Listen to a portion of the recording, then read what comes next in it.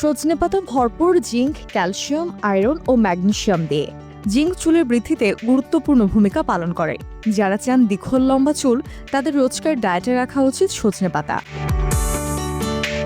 শরীরের হরমোন নিয়ন্ত্রণে রাখে এই বিশেষ ঔষধি গুণ সম্পন্ন পাতাটি।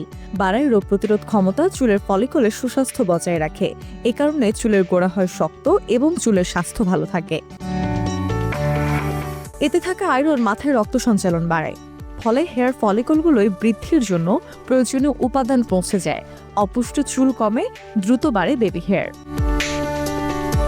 সজনেতে আছে বেশ কিছু অ্যান্টিঅক্সিডেন্ট উপাদান, যেমন কোয়েরসেটিন, ক্রোনোজেনিক অ্যাসিড, বিটা ক্যারোটিন।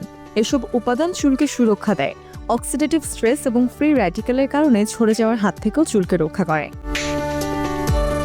আর এর মধ্যে থাকা কেরাটিন নামক এক ধরনের প্রোটিন চুলের ভিত্তি মজবুত করে। সজনেতে কেরাটিনও আছে প্রচুর, তাই সজনে খেলে পাবেন সুন্দর এবং স্বাস্থ্যোজ্জ্বল চুল। সজনে পাতার গুঁড়া কলা, আম, জাম কিংবা পালং শাকের সাথে স্মুদি বানিয়ে খাওয়া যায়। পুষ্টি উপাদানে ভরপুর এই পানীয় শুধু চুলের জন্যই নয়, সামগ্রিকভাবে আপনার স্বাস্থ্যের জন্য দারুণ উপকারী।